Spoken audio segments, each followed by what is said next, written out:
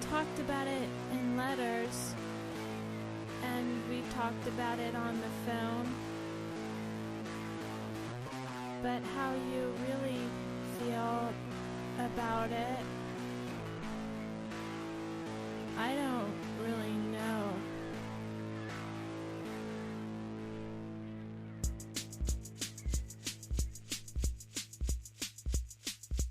What's your take on Cassidy's? What's your take on Cassidy's? What's your take on Cassidy's? What's your take on Cassidy's? Misogynist. Genius. Misogynist. Genius. Misogynist. Genius. Misogynist. Genius. What's your take on Cassidy's? What's your take on Cassidy's? What's your take on...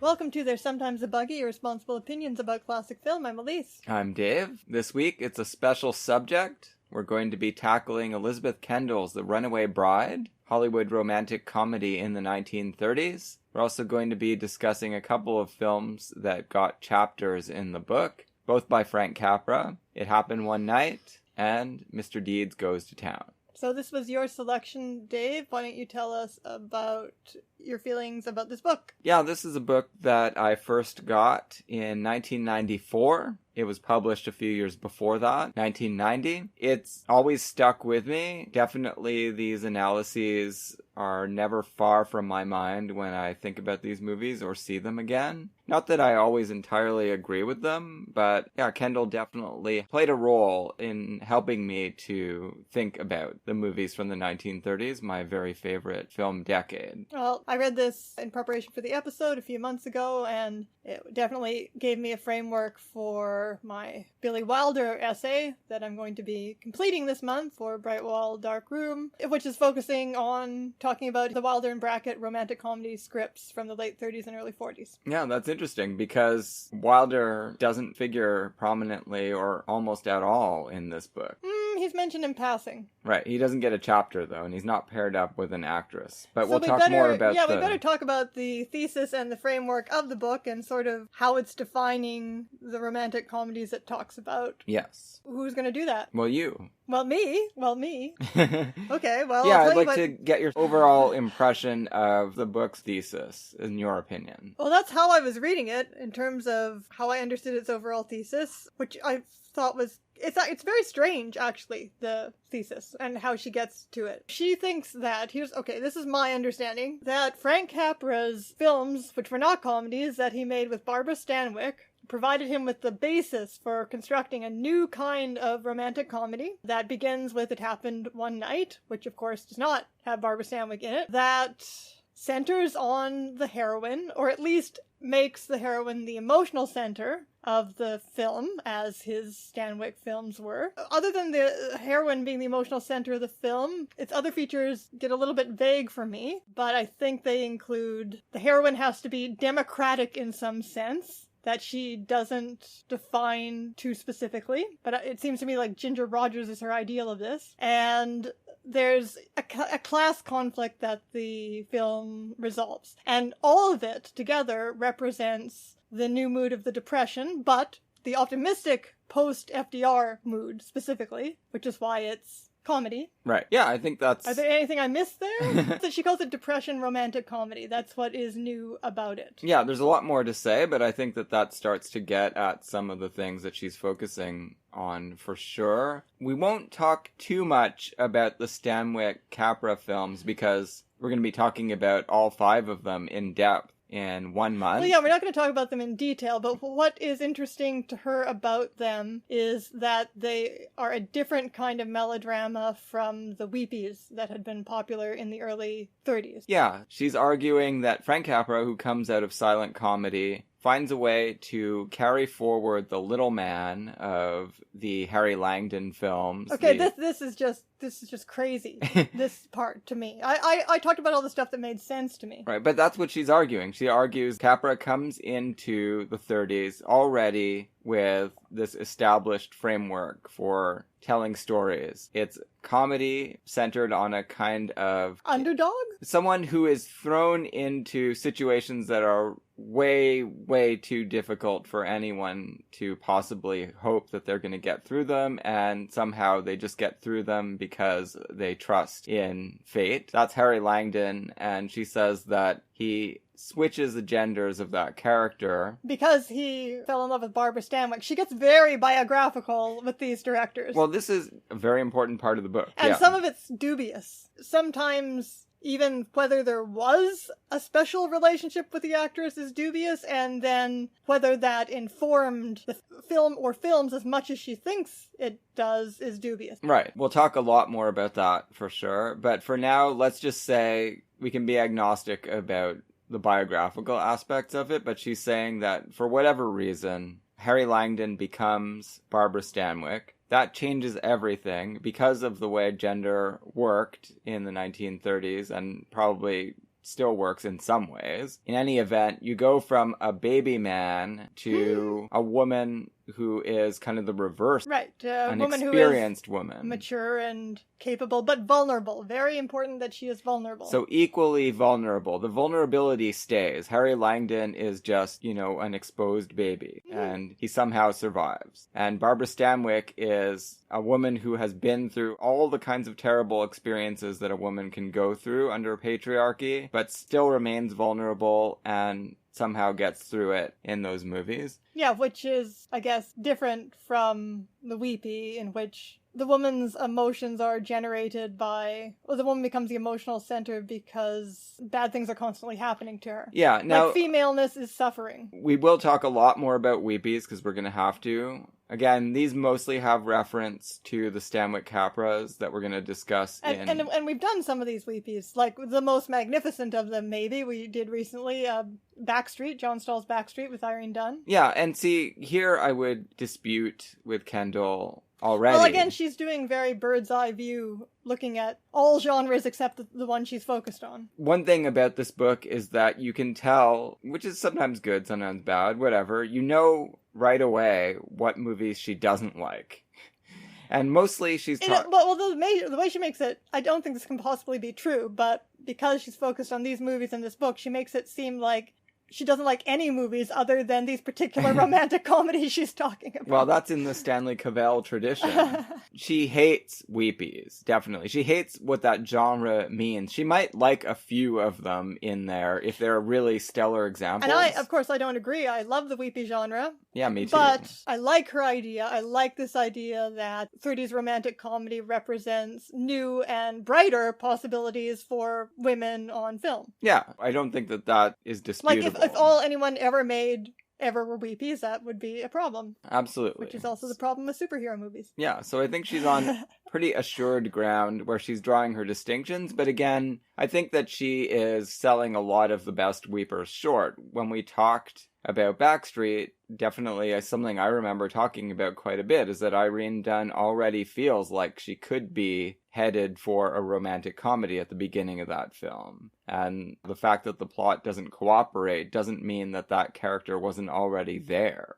Sure. So she seems to discount all of that. Because she doesn't talk about them in detail anyway, we have no idea what she feels about each film, but she doesn't seem to allow for the possibility that the democratic heroine that she is valorizing in these films I see what you're saying then. was already coming to prominence in other weepers, not just Capra's very special weeper / comedies. Right, and of course we've done a lot of in our Studios Year by Year series, we've done a lot of early Borzage films, which also seem very close in certain ways to what Capra was doing, the kind of melodrama he was doing with Stanwyck. Although they're more couple-focused than heroine-focused. They are, yes. And that is something that I think does unify most of the films that she has decided to focus on. Kind of debatable. With the art of film, when you have a couple in a film, it's kind of debatable who is being focused on. I mean, not always. Sometimes it's remarkably obvious which gendered protagonist is the protagonist, like the entire or most of the film's point of view comes from. For example, The Lady Eve. Barbara Stanwyck is the protagonist. Yeah. There's no doubt about it. But other films, including It Happened One Night, other romantic comedies are far more ambiguous about that. Well, they are, but I do tend to agree. Women have a very, even outside of Kendall's strict kind of definition of her particular romantic comedies, women in 30s romantic comedies and the early 40s ones that, you know, like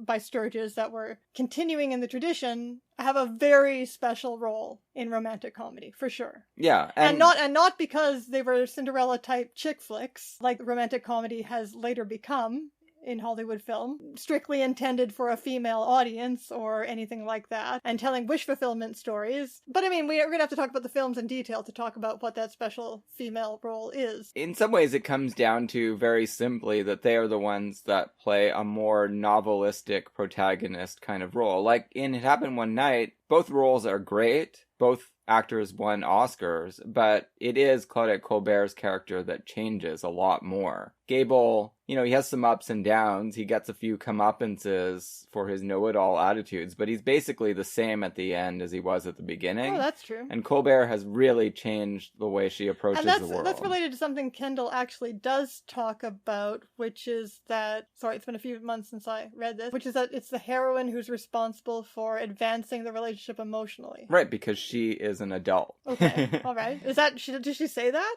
Well, she doesn't say it in so many words, but she's the one with the larger experience of the human condition. The men are they're amusing, they're good companions, but they are not responsible for really thinking things through, rethinking their entire worldview the way the woman is in these films. And it's interesting watching It Happened One Night. I was, of course, thinking of Kendall's thesis as I watched it. And at the beginning of the film, it despite the fact that it starts with Colbert's dilemma, once Gable enters the film, he seems more like the protagonist. He's more sure of himself, he's more talkative, he's got his life philosophy, he advances the action of the plot more, kind of takes control of events. But at key moments where their relationship is emotionally advancing, the camera does focus on her. And in this very interesting specific Capra way, early Capra way, that Kendall talks about in the Stanwyck films, which is that it's like her emoting and her eroticism are her objectification, but also her sexual desire as a character. And and the emotional weight of the relationship occurring to her, like the camera captures all of that. When she's lying down in the haystack, that's the first time. Yeah, and also the first walls of Jericho. Right, but when she gets to the point of going around the wall of Jericho and asking him to take her with him, that is the big aria moment, really. Yeah, well, there's a point in that film where, as the relationship gets richer, Gable just gets angrier. That's his way. That's the one and only, as far as I can tell, a continuity between this and a much later Capra film like It's a Wonderful Life. Although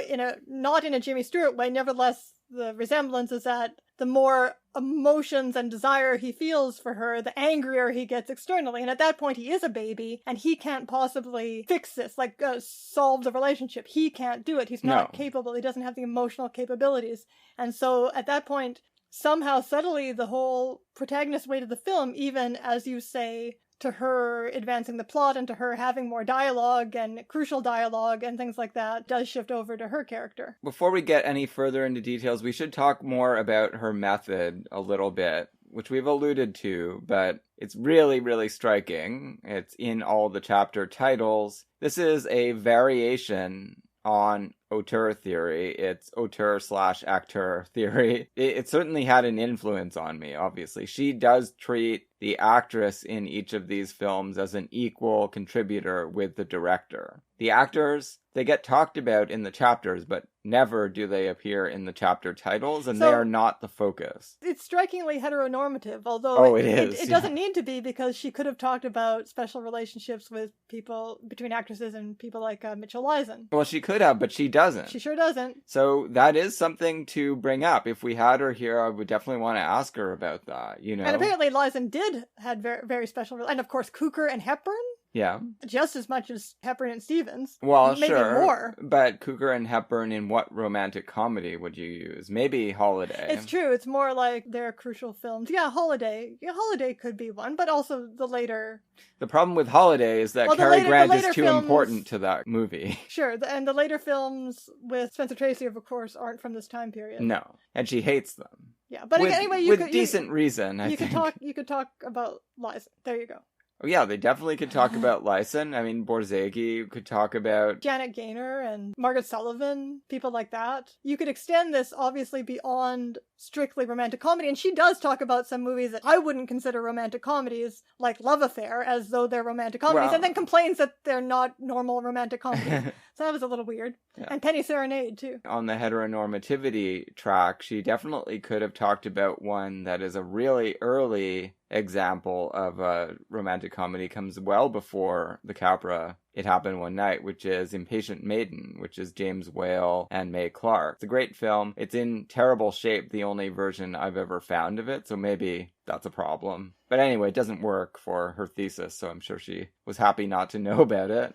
She was happy not to know about it. That's a good concept. Ignorance is Bliss. The Depression romantic comedy that she is interested in starts in 1934 with It Happened One Night. It goes chronologically after that, and it focuses on Alice Adams, Swing Time, Mr. Deeds Goes to Town, My Man Godfrey, Stage Door. Which is the only non-heteronormative one in that it talks about the romantic couple being Katharine Hepburn and Ginger Rogers, so that was interesting. Although they're all triangulated through La Cava in her chapter title anyway. The Awful Truth, Love Affair, and Penny Serenade, both in one chapter, and then the final chapter is Lady Eve and Palm Beach Story. So those are the films, those are the selections that she has made to tell her story. Now, they're not all put on the same level. Some of them are introduced to make a certain point, especially near the end. Sure. Also, Mr. Deeds Goes to Town she does not like. The whole chapter is about how Capra ruined his romantic comedies and took back everything he had given to the genre. Because the book's argument also is that after Capra discovers this new kind of romantic comedy with It Happened One Night, he doesn't continue to make them, but other people start to make them. Yeah, he gets something started, and the torch is taken up by the other people who haven't been tainted by his messiah complex. You know what a very obvious omission is, as a director? Who am I going to say? What romantic comedy director is surprisingly absent, who's usually discussed as a screwball comedy director? Howard Hawks doesn't work at all. Doesn't focus on women in that way. And oh, yes, he does in his romantic comedies, in his screwball comedies, absolutely. Bringing Up Baby is not... Katharine Hepburn doesn't change one bit. No, but she is the most important and powerful character. She is the comic spirit of the movie. Right, but she doesn't do the things Nobody changes. Well, I guess Cary Grant... Yes, he does. Well, he's forced to. Right. But, so it doesn't fit with her thesis, so it's not a surprise that it's not here. In 20th century, nobody changes. Right, and that is not in this either. But does she talk about change being necessary to this? Yes, because the woman has to have a larger spirit that is ready to grow even larger. And in His Girl Friday, certainly the woman has a larger spirit. It wouldn't be hard with Walter Burns, but again, nobody changes. No. She just realizes she's happy not changing. I guess that's a change. Hawks doesn't like character change at all. No, he doesn't. He doesn't work. He's not making the kinds of movies that she's interested in talking about. The most a character will change is that a man will say, okay, I'll accept a woman into my life. That's it. Right, as long as she gets along with my bros. So then nothing really does change. She just becomes another bro that you can have sex with. He just tested her out to make sure she wasn't going to change anything. That's right. Yeah, that's Howard Hawks, so no. That's his dramas, though. His comedies are different. If you're going to get anything out of this book, you have to get on board with that. That each of these movies, it's fashioned by two main authors. As we said as early as our first episodes on Dietrich and Sternberg, they would seem to fit this thesis extraordinarily well. Yeah, although she hates Sternberg. She hates those movies. I can't remember specifically why. Anyway, I think she reads them completely wrong, because when I read her talk about the Stanwyck and Capra collaboration and what it's like on film, I could definitely see a lot of that being transferred to the Sternberg-Dietrich film. Pretty much anytime she dismissively refers to something that is not her focus, I don't think there's much merit in whatever she says. She's just using it as a foil. Yeah, which is fine. Unless you have seen the movie and have totally different thoughts about it, then it could derail you, and you just have to stop thinking about it and just treat the sentence as if it was saying something propositionally and not referring to a film that you know she's wrong about. And then it makes sense. Well, Cavell's the same way. Oh, Cavell is even worse. He's even more idiosyncratic in his choices. Cavell, one day we'll have to do Pursuits of Happiness, the Hollywood comedy of remarriage, because he's so full of whims. He defines this comedy of remarriage as a genre, but not all remarriage plot comedies are his comedy of remarriage. And it doesn't necessarily have to even have a literal remarriage plot. No, it's just 7 movies he liked. Yeah, romantic comedies he likes that can fit his fancy definition of remarriage. But it is a really great book to read. Yeah, that's probably my favorite work of film criticism ever. Definitely. Well, yeah, we'll do it for sure, probably in 2022. And it's not even really film criticism. It's philosophy / belles lettres inspired by some movies. Yeah, well, that's what we do here on the podcast as well. So it's perfect. And there's a lot of overlap, actually, between that book and this book, which is not too surprising. Oh, speaking of Cavell, I did want to bring this up. I thought it was very interesting the way she defines Moody's romantic comedy as a mixture of silent era comedy and melodrama, because she talks like Hollywood romantic comedies had to come out of prior film, not like it's a genre that pre-exists on the stage and in novels, whereas Cavell is talking like there is a continuity. Well, he's talking about Shakespeare more than between anything. Stage drama and Hollywood romantic comedies, although he does rightly say that the Hollywood romantic comedies depart in lots of ways from the Shakespearean model. It's important for Kendall that all of the directors she talks about were involved in silent comedy, or almost all of them anyway. And I'm more of a Northrop Frye head who thinks that people, when they start telling stories, no matter what medium they're in, they already have a lot of stories in their head, and therefore genre transfers between media. Yeah, well, there's room for both. How do you want to do this, Dave? Let's talk a little bit more about the specific characteristics of the America of the mid-1930s. That serves as the backdrop for all of these films. All right. She never really mentions this, but you alluded to this earlier. This is New Deal comedy. It acknowledges the Depression, and it has to be democratic and sort of populist, but at the same time, it's optimistic. It's not the worst part of the Depression where everything was hopeless. That's the weepy. It downplays class conflict by acknowledging it in certain ways, only to say that, this is something we can get past. We can all get along. We can all fall in love with each other. Which is very reactionary. She doesn't even really talk about how reactionary that is. It's the Jane Austen post-French Revolution use of romantic comedy to heal class conflict. Yeah, well, there's no guarantee that Elizabeth Kendall isn't a reactionary. I don't know anything about her. She doesn't seem like one, but who knows? She's still alive and out there, and I would love to talk to her, because this book has meant a lot to me for the past almost 30 years, but I don't know anything about her. You and I agree that although it is possible to tell interesting Marxist stories in fiction, nevertheless, most aesthetics are reactionary. Yeah. That's just how stories work, because we want to find happy resolutions. Or resolutions. Or just resolutions, just synthesis of some kind. Yes, and that is the thrust of all of these films. There is an initial antagonism that can be superseded without bloodshed, and is by the end of each film. That's very important. Without that, you don't have the romantic comedy that Elizabeth Kendall wants to write about. This we've talked about before, but we'll stress it one more time. The woman has to do more of the work than the man in order to make things happen. Did you notice that there's a little bit of a contradiction here, where she starts out by talking about It Happened One Night as this romance between classes, right, that heals this class divide that was so much on people's minds during the Depression, hatred of the rich. But then she also talks in her final chapter about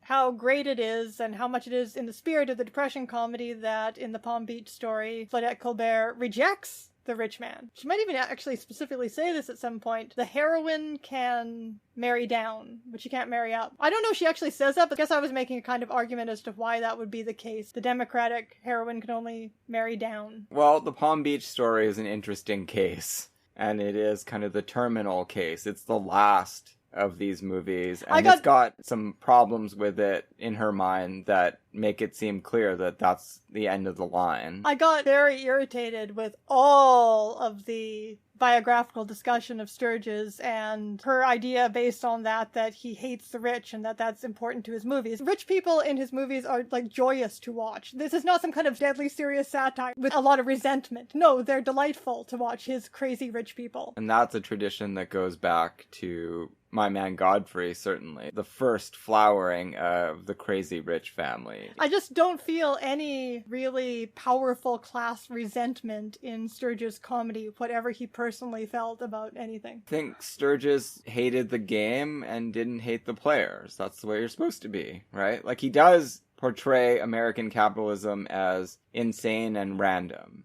And no one really deserves what they have. Yeah, but it's not. But that's different from hating It's not people. 1, 2, 3. It's not like satire of capitalism. No, of course it's just not. wacky characters representing different strata of America. Yeah, and we see that in Sturges as early as Easy Living, which he wrote the entire script for. That whole movie, it's a thesis statement in itself. You just go up and down. Nobody knows why it happens or how, and nobody deserves anything or doesn't deserve anything, and if something falls in your lap, I guess just enjoy it, because you never know when it's going to come around again. That's apolitical, really, although it can be informative of a leftist point of view. Also, if someone is writing characters as wacky as Sturges characters, I don't think that... I mean, it's just so unrealistic. I don't feel like it can be tethered to any personal emotions about anything. Probably. It's its own universe. It's its own fantasy universe with some kind of vague reference to American comedy types he invents. It's just an egregious way to look at comedy itself, unless it is specifically political satire. It's like treating The Importance of Being Earnest as political satire. Just, no, don't do it. We'll go back to Sturges, but let's try to stick to something like the book order. I went on a tangent there. Because if people are listening along with us, it'll be easier for them to do that if we try to go chronologically. It happened one night. That's one that we watched today. So let's talk about that more in depth. How did you feel about it this time? Because you've seen it before, obviously. Oh yeah, so with Capra, there's 2 Capra movies I've always loved. Obviously, It's a Wonderful Life that I grew up with, and Bitter Tea of General Yen, which I watched in my early 20s. We'll be doing that one in September. Pretty much nothing else. With you, I rewatched the Stanwyck movies and saw some for the first time and liked them. Now that I have more of an interest in political events, I found Mr. Smith on my most recent viewing of it like a masterpiece. It's one I had never appreciated before. These two, my needle didn't shift very much. Really? Yeah. It happened one night, has many nice bits in it, but the gender roles are awful. Well, sure. And I just don't take an interest in these characters. All of the sort of Americana stuff that she talks about, you know, the gorgeous cinematography and Capra's kind of visual invention of things that had been seen in Depression documentaries that she talks about. The night bus itself and the auto camp and the diners and gas stations and the road and all of that stuff is visually and just generally evocative, and that's wonderful. But I just don't care about the characters. And I think Clark Gable's performance in Red Dust is actually richer than this performance. Well, it might be richer, but I think that this is perfect for this film. It's not dissimilar. He is a gruff guy. He's got a lot less power in this film than he does in Red Dust. Definitely. But he is also, just like in that film, he goes way beyond the bounds of what was acceptable male behavior on film in 1934. I hadn't remembered that... He's cooking breakfast for them all the time. That she really is, like throughout the entire film, although she eventually develops emotional articulateness, is just a baby that he takes care of. Well, yes. She's had no opportunity to be anything else. Yeah. And so, yeah, he is a mother in this movie. I don't have a problem with that. Right. Well, how could you? That's good. Yeah. But he's a father and a mother. It doesn't seem revolutionary now for us to see Clark Gable making eggs for them in the morning, but it really was not a normal thing in 1934 to have your big male protagonist doing this kind of stuff. Sure. Like, this does have an impact on audiences in 1934. It's true. It's just his angry way of dealing with emotion I find very disturbing. Well, look... It's also very, very disturbing in It's a Wonderful Life, but I've had decades I've had almost my entire life to process my feelings about George Bailey. The stakes are a lot higher in that film. Nobody is considering suicide in It Happened One Night, which is a rare Capra film. Yeah. No, but Jimmy Stewart already in the phone call, he deals with his feelings for Donna Reed with anger throughout. It's not just when he's suicidal. No, that's true. But in this case, look, there's more reason for Gable to feel ambivalence about his emotions because she is already married to someone else. Yes, of course. So that's the reason, more than anything else, I think, that he's so hostile. She has to make... No, that's not the reason. This is Capra's psychology of sexual and emotional attraction. That it's an entanglement. It's not just Capra. It's annoying to find out that you are stuck on this person. Yeah, and that your emotions are going to... It's not just like a little bit of being stuck on, that like there's going to be like a revolution, an emotional revolution inside of you. You can no longer just go through life drinking whenever you want, being paraded around bus stations by people who think they're your courtiers. Oh, there are some delightful scenes in this. Like, I really do love the whole flying trapeze sing-along. Oh, it's beautiful. Followed by the bus getting stuck, followed by Gable scaring the living shit. Yeah. Gratuitously, well, not gratuitously, he has a purpose here, but it gets a little gratuitous, threatening the lives of the children of Oscar Shapley. Roscoe Carnes. Yeah, maybe the greatest Roscoe Carnes performance. He had a lot of good performances. And the Carnes family will return because his son plays Harry Bailey in It's a Wonderful Life. That's the son of Roscoe Carnes? Yeah. How did anything that looks like Roscoe Carnes produce a normal-looking actor? He must have married an attractive lady. Look, Clark Gable in 1934 would have been better known to audiences still as a really rough customer. Probably the scariest actor in Hollywood. Yeah, and a little of that carries over into this film, despite the fact that he's being so maternal. He still seems kind of brutish. It's a real casting coup to get him. And of course, the Hollywood legend is all that MGM only lent him out to Columbia to teach him a lesson, and he had gotten into some kind of legal scrape. I think this might be around when he had his drunk driving homicide. I'm not exactly sure. But anyway, it's something like that.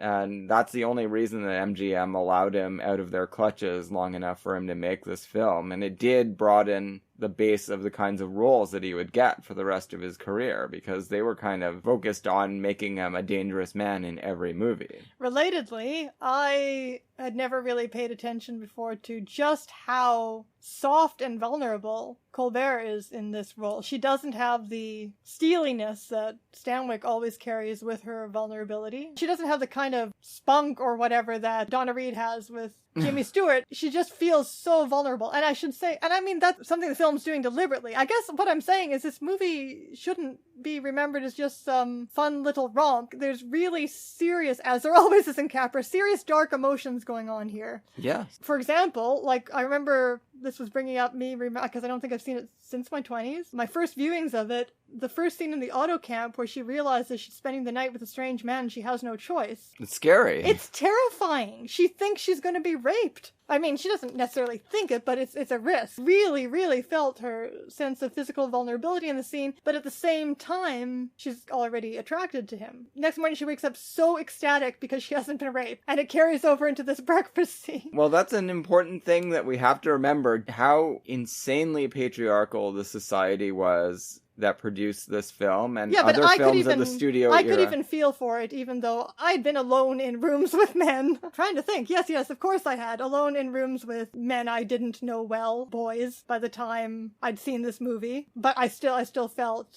the sense of danger that you would if you were even now, if a woman was in that situation. Yeah, of course. But yes, she has never, as she said, been alone with a man before. No. And he's not a boy. He's a man. He's a lot bigger than her. He actually remarks on that she's very little the next day when he sizes her up. This is a very serious film. This is not a light exercise in anything. Very compelling. I think Colbert, I agree with Kendall that it does rely heavily on Colbert's performance to give it the emotional heft that it has. Even though she doesn't think, as an actress, that Colbert has the dramatic weight of Barbara Stanwyck. Well, no, what she says is that Colbert has a lighter touch, a more playful touch than Stanwyck, which I think is right. Stanwyck can be pretty damn playful. She doesn't have the kind of No, when boulevardier banter that Colbert can bring. Colbert is a really underrated performer these days. She doesn't have a cult devoted to her, and she probably should. She's very, very good in this. Look at 1934. She made this movie. She made Cleopatra. She made Imitation of Life. She made Four Frightened People. That's crazy. When Stanwyck plays in her later romantic comedies like Ball of Fire or The Lady Eve, she plays like a cat with a mouse. Yeah, she doesn't play nice. No, she never does. She can't. That's one thing that she can't do, which is fine. That's why we love her. She's a different kind of person. She plays like a cat that's politely refraining from killing the mouse. Colbert, she's halfway between Stanwyck and Myrna Loy. She's the kind of actress that you think of her more as someone that is fully sharing scenes with male co-stars. Okay. Whereas Stanwyck just always is the focus, no matter what. Okay. Stanwyck plays opposite a lot of heavy hitters, so I don't know about that. Which movies are you thinking about where it's really teamwork? Well, I mean, to a degree, let's not go off on a tangent here, but certainly it's comedic teamwork, what she and Henry Fonda do in The Lady Eve. Yeah, but she's just fucking with him. That's yeah, but I mean, like, Fonda is playing that. I understand that, but that's not the same thing as the kind of... So you mean something where the characters are also sharing an exchange? Yeah. That's what I mean. I'm not saying that one is a better performer or comedian, but one does the comradely scene sharing better than the other. And you just have to know how to use them, that's all. I think that she's right. To make it happen one night, he did have to switch from Stanwyck to Colbert, and it worked obviously beautifully. Yeah, I mean, it's absolutely very hard. Although once you see it, you can believe anything. Any actor doing anything, of course, but it is hard to imagine Stanwyck and Gable. Well, we've seen that That's in Night Nurse.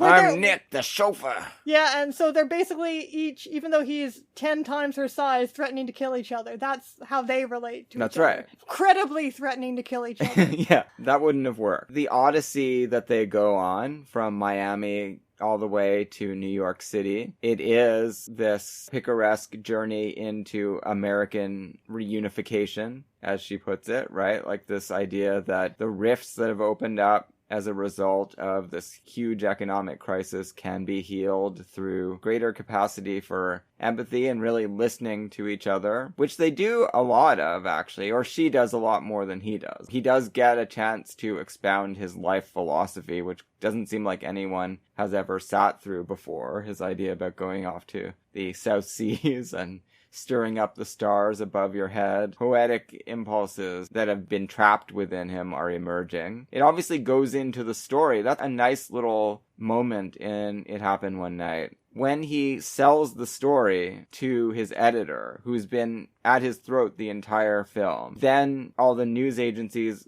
are getting in touch with the editor explaining that no, she's not really marrying Peter Warren, she's marrying King Wesley again. And he's at first irate and he wants to have Gable arrested for stealing $1,000 for him. And he throws the story in the wastebasket and then he actually pulls it back out and starts reading it. And it looks like he's about to cry. And it changes his entire attitude towards this antagonistic employee that he's had. And he's really understanding and gentle with him when he comes back the next day to return the money. Obviously, that means that all of these finer feelings that were getting into Gable's discourse in the motor court found their way into the news story and affected this hard-bitten editor in a really unusual way. And that guy, I love that actor. He is in It's a Wonderful Life, but I know him best, actually. He plays a really gross, evil character in They Drive By Night, who's ripping off all of his truck drivers. And so he usually plays a guy at a desk demeaning people that report to him in some way. And in this movie, he really gets a chance to shine for a change, emotionally.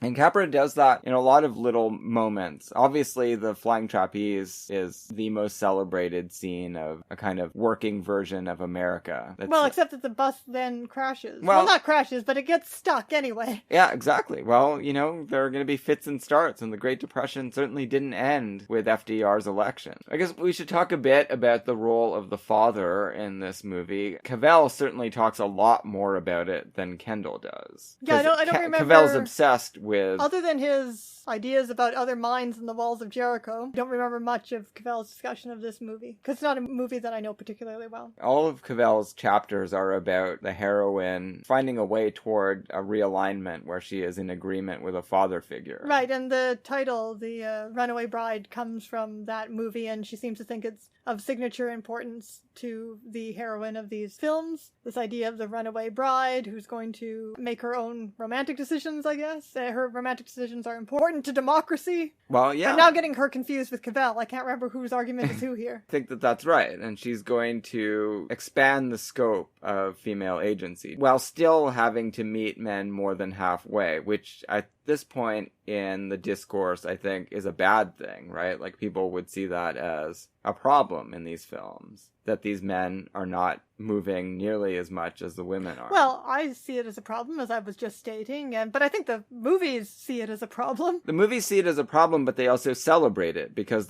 and Kendall, I think, that's the way she's approaching it. She's taking an optimistic point of view on everything, right? So, okay, we're living under patriarchy. What are the pros of that? Well, it means that women get to change more and actually think about things that men, just by definition, can't think about because they're frozen in place by this horrifying gender ideology. They get to do the emotional labor. Yeah. Well, no, that just gives women and actresses something interesting to do in films, Well, yeah, exactly. in plays, in novels. It's bad for reality, but good for stories. Yes. And, men get their own things that they get to do in stories. And it's not a good trade-off. I'm not saying that, but I'm saying that it is something that Kendall is appreciating in these films. It is the basis for her appreciation.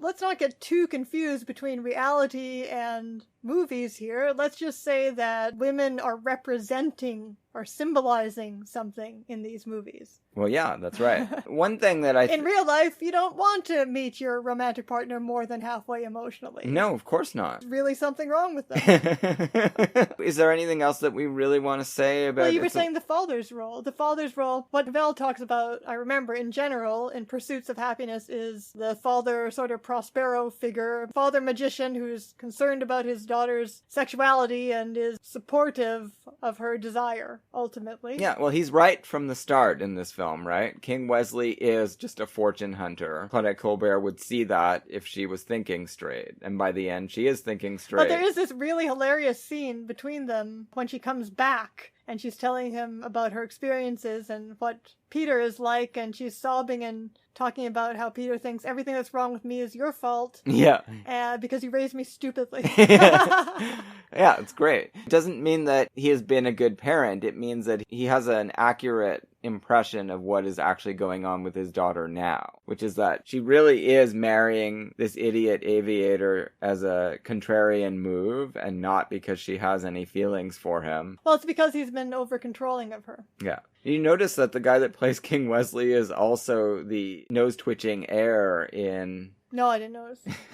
Mr. Deeds. So that's Capra's idea of a sleazy fortune hunter, for sure. So I guess, I don't know, I don't think either Cavell or Kendall outright says anything like this, but in fairy tale terms, I guess you would say that the father's role is to protect the daughter's chastity until the man with the right prince with the right sword, that's right, cutting the right briar patch, comes along, and Gable has his very particular way of proving his worthiness. Yeah, then he facilitates the marriage of his daughter to the right suitor. But it's important that she does, in order for her to discover the right suitor, she does have to run away from the father and have this very illicit experience, including risking rape and being alone, intimate with a man under false pretenses and all sorts of things. Yeah, and that's what the father has to deal with and accept, that the way he was bringing her up, the kind of environment he'd created for her, she could never actually meet someone that would be worthwhile. Sure, yeah. So that was his mistake. But he does see eye to eye with Gable on what is important now, and so everyone's in agreement at the end. There is no impasse any further once they have their big meeting. The walls of Jericho tumble. That's Capra's Lubitsch move at the end there. It's a great running gag. Is there anything else that we need to say about It Happened One Night? I mean, Alan Hale, that's a wonderful vignette. See, it's one of those movies I think, I mean, I like it It's a 4.5 star movie for me, but it's one of those movies that I think I enjoy talking about it more than I actually... It's not that I don't even enjoy watching it, it's just that I guess some romantic comedy couples really mean something for me. I project something onto them, and I just don't do it with this couple. Oh, that's interesting. So, we'll skip ahead 2 years to Mr. Deeds Goes to Town, because we did watch that one today as well. Yeah, I found this movie, like the first time I watched it, unbearable. Unbearable to watch, but also very interesting. I love it. And it's not like people aren't doing good work in it. I don't think it's as good as It Happened One Night. It's not one of my favorite Capras, but I do love it anyway. Oh. Now, for Kendall, she's of two minds about this film, because she wants to talk about it because she wants to talk about the rise of Jean Arthur as a romantic comedy protagonist, a crucial member of the genre, and she does see scenes in which that occurs. Like, there's enough in this movie for her to say, this is where Jean Arthur arrives as one of the important stars of my book. But she also wants to talk about what she believes has become of the Frank Capra that she loves so much in the first few chapters of the book. Well, I was very excited to find out that she had this chapter, because when I first saw this movie, I was just absolutely appalled by the de-sexing of Gary Cooper, who I had known from Morocco, where he's very sexy. There's something I just find revolting about the way that Capra uses Gary Cooper, but also fascinating. And again, it's not like Cooper isn't doing good work in this film. He really is. Oh, he's hilarious. Well, I don't just mean hilarious. And he's also very moving when he Yes, falls silent. his silence is moving, and then his long speech at the end is masterful. Very powerful. Yeah. I don't mean powerful in the sense that it's so commonly used on the internet now. It is emotionally moving, but it's also just an authority that you're not expecting comes from this character, and Cooper is able to convey that. I feel like Kendall is really wrong about this movie in the way that she chooses to describe it. Let me just summarize, first of all, my problem with the movie, and then you can address both me and Kendall. Okay. And our wrongnesses. My problem with the movie is that it is a very sophisticated movie that takes as its ideal unsophistication, using a character that is not even actually unsophisticated. So the movie is confused as hell. I don't think that that's right. I think that it knows exactly what it's doing. And Okay. I think that's the problem with Kendall's analysis. It's certainly not anything as simple as Capricorn. It isn't. Nothing in Capra ever is. Kendall's first mistake, her biggest mistake, and you'd think she could have saved herself from it because she calls the chapter Mr. Deeds Goes to Town, Capra and Arthur, but she doesn't stick to that, and she wants to talk about how Capra is Mr. Deeds. That's wrong. Completely Wait a minute, wrong. I don't remember that. She does. She says Capra is trying to write himself into the film What? as this nice, unsophisticated guy. No. She does the problem, say that. See, that's her biographical slant that I don't like, again. Because the problem is that this character is a concept. That is the whole problem. Yeah, but that's not a problem because that's the way this film works. And Capra is seeing him through Jean Arthur's eyes. Capra is Jean Arthur in this film. That Okay, is fine. very clear to me. And Well, see, her heteronormativeness kind of precludes, although she does talk about the director's identifying with she the heroine. does. She does. No, she doesn't have to make this mistake, even to stick to the way she's been writing about other films, but she does. And that's partly Capra's fault, but it's a critic's job not to fall for the nonsense that directors offer after their film career is long over in silly books that they write in the 1970s. Well, that's why you don't get too attached to biography as a basis of your criticism. Right. And it's the same problem that people often have with Meet John Doe. Meet John Doe is 100% Barbara Stanwyck's movie. It is about Barbara Stanwyck processing the events of this film. We'll talk about that in September, so I don't want to go too far on that. But even so, do I have to like the way that Jean Arthur processes this? You definitely don't, but the one thing that I just won't accept from a critic reading this film is that we are supposed to see the world through Mr. Deeds' eyes, or that the director sees things through Mr. Deeds' eyes. No, because this is what I say. This is the dichotomy of sophistication and unsophistication in the movie. The movie itself is sophisticated, and all of the characters surrounding him are sophisticated, but it takes this unsophisticated ideal, and I don't buy it. I don't buy its philosophical argument. But what is its philosophical argument? Its philosophical argument isn't that we should all be like Mr. Deeds. It's that it's got to be part of the mix. But concept. I'm falling too much for the speeches about what a good man he is and how innocent he is and how pure he is and how everything looks like it just took a bath, and it's just revolting. It's like disgusting. It's actually disgusting, this talk of purity, goodness, and small town values. It's revolting. And in his best movies, Capra finds ways to extremely complicate these concepts. Well, he does it in this movie too. How can you possibly think, and it's just like in Mr. Smith, the idea that this guy goes around punching out everyone that disagrees with him, this is not something that is unambiguously good. It's certainly not pure and boy-like. All the talk about it is. It's the talk that makes my skin crawl. It's always doing several things at once. Algonquin Round Table assault No, that was scene. actually great. That whole sequence was awesome. Right, and very complicated. She gets it totally wrong. Okay, you talk about it, because I don't remember that chapter in detail. So she's basically just looking at it in a very univocal way, which is just saying, Capra is taking a kind of Fox News anti-elite attitude, and that's it. He just punches out the Algonquin Round Table. Oh, it's a very complicated scene. The thing is, we've got... And it's where all this stuff about sophistication and unsophistication is like hashed out in microcosm in the movie. Yeah, it's beautiful. We've got Walter Catlett, Mr. Morley, I think the character's name, the guy with the glasses, right? He plays the sheriff in Bringing Up Baby. Okay. He's also in Platinum Blonde, which is a really important precursor of Mr. Deeds. Anyone out there who has seen Platinum Blonde will know that several scenes are taken directly out of Platinum Blonde and repeated in this movie. The scene with the echoes in the mansion, there's the exact same scene in Platinum Blonde, and they also call him Cinderella Man in that movie, the protagonist of Platinum Blonde. Have you seen that? Yeah, I don't know it well, though. I don't remember. Capra did that a few times. He'll make a movie that made a little splash, and then he knows that he's got a bigger audience by the mid-30s, and he'll just do the same scenes again. Do his gag. Yeah. The thing there, it's like irony piled on irony. The Algonquin Round Table, everyone there, Dorothy Parker, Robert Benchley, all of them would have applauded punching all of them out.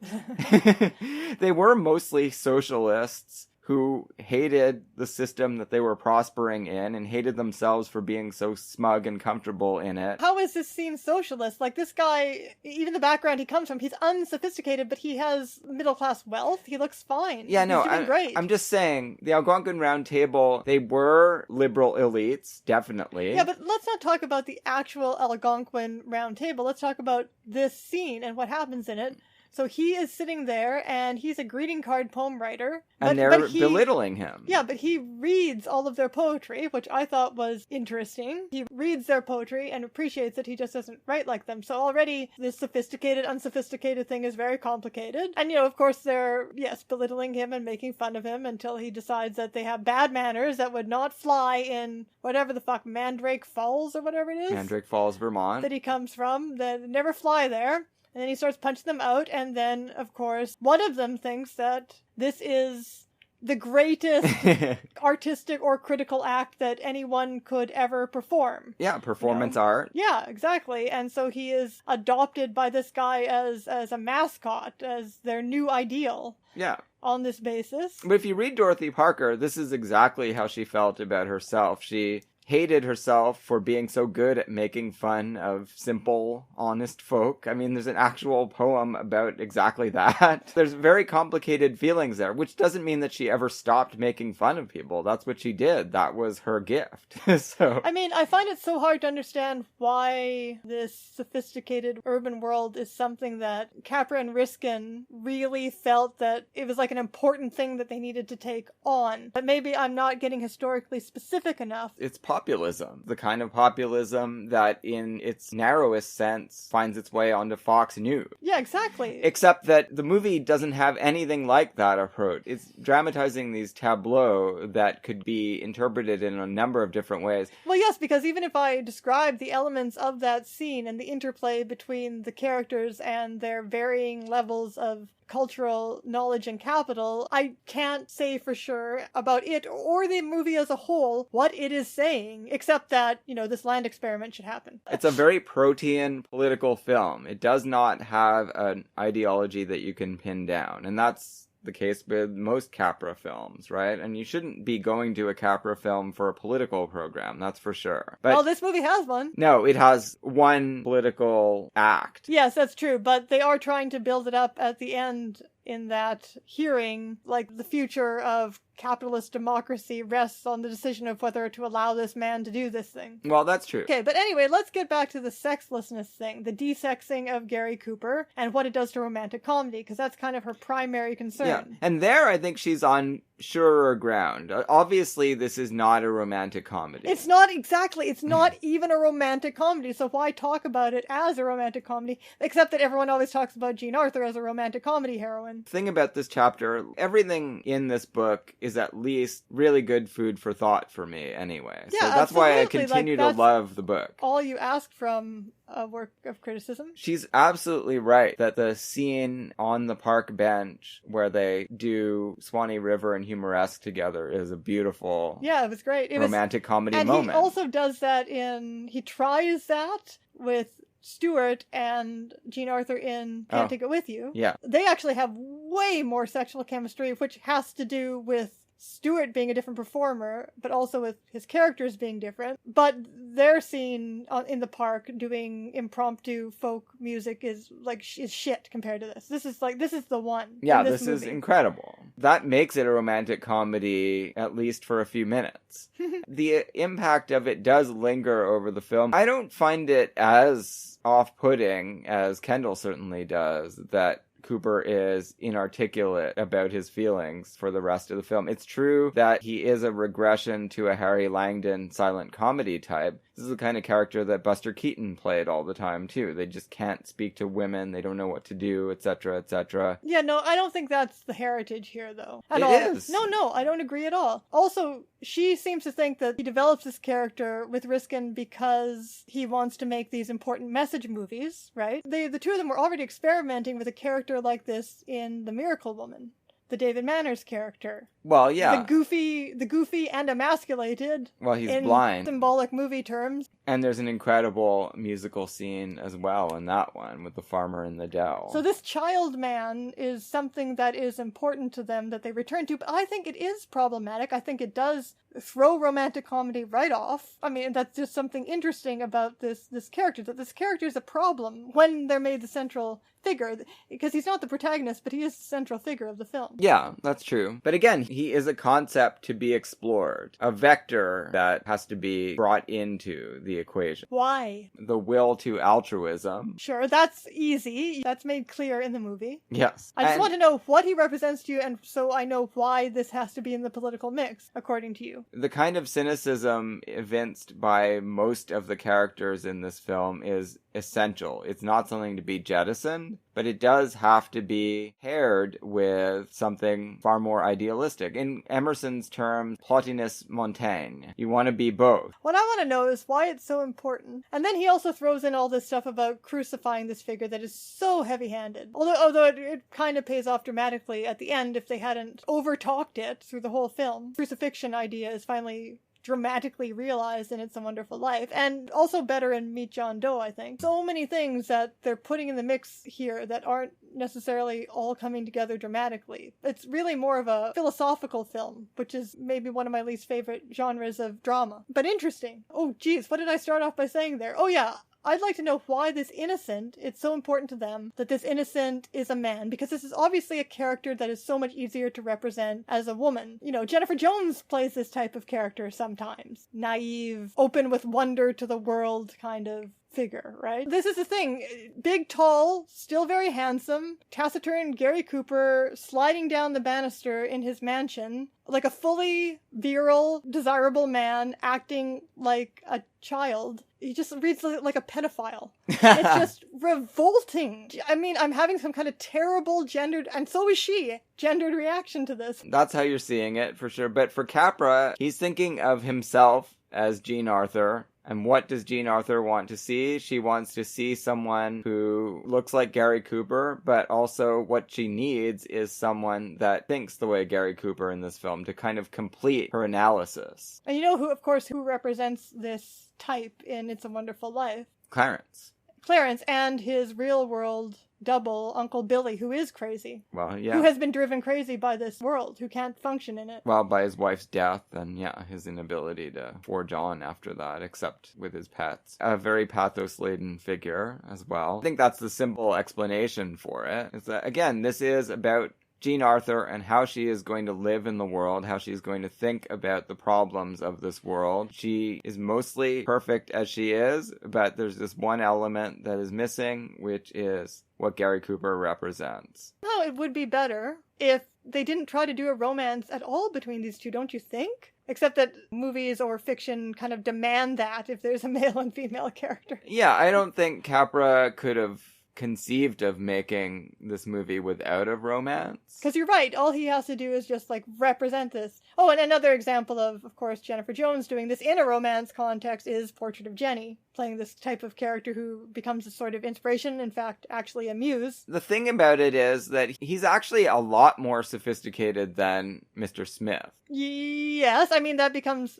And this is something, again, that gives me very ambivalent feelings, as I was saying, about this character, because he represents unsophistication, but he is, in fact, extremely sophisticated. Yeah, he can't be fooled by anyone, except Jean Arthur. Not to mention this elaborate philosophy that he unfolds at the end of the movie. The common sense of the good man, that's what's going to see us through. Yeah, but that's not all it is, right? It's an echo of the actual wised-upness of the characters that we really identify with, which are Jean Arthur and Corny Cobb, Lionel Stander. I love that actor. What, her editor? No, press agent. Oh, yes, no, he's great. He's great. I also liked her editor, though, and particularly the scene where he takes her on his knee as she's sobbing. Yeah, well, you know who that is. It's George Bancroft, who was the star of Docs of New York. But wasn't that a kind of a remarkable scene? Yeah. That's not how you usually see editor and star reporter, even when they are a woman. No, it's true. It made me think, 100% Capra must have done this with actresses. Yeah, maybe. I don't know. But he's a very fatherly editor, yeah. Well, fathers become so important in this movie. If she could have just related to him as a father figure, but I mean, I guess that does get sexual for some women. All of this gets interestingly unpacked in Meet John Doe, of course. The two movies have to exist together. I think that's true. It gets completed by Meet John Doe, which makes it a lot clearer that he is a fiction created by, for her own purposes, Barbara Stanwyck's character. Yeah. And that really is what's happening in this movie, but got more superficial realism to it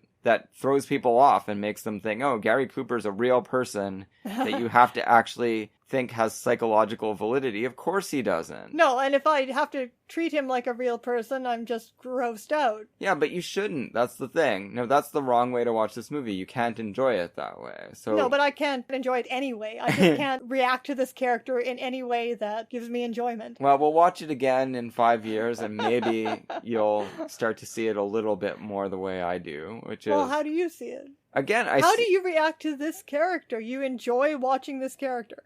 I enjoy watching him, and I find it funny, and most of it is because I'm thinking about the impact that what he brings into the film's world, what kind of impact this is going to have on Jean Arthur's character. How is Babe Bennett going to live after this movie? How is she going to think about things? Well, she's going to want to move back to the small town and contemplate the stars. No, I don't think that's true. She's going to keep those memories with her. That's the thing about that scene that's so beautiful and so good. It doesn't actually mean she's going to go back there. It means she's going to go back to her job at the newspaper. She's no longer going to feel like she has to suppress the memories of her childhood and her past, which she clearly has been doing, because when they have that discussion on the park bench, it's like she's coming out of amnesia or something, and she's just remembering for the first time in years. I like that idea that it's that's the moment where the ghost of her father comes back, sort of. Right, and she's reintegrating it into her life. That's what she's doing. She is not going to go completely off course and slide down banisters with him for the rest of her life. She's going to be an even more valuable social critic than she has been, an even more valuable newspaper person. Maybe it's all about Capra processing his feelings for his father, or Riskin, or somebody doing it. A parallel between the moment toward the end where she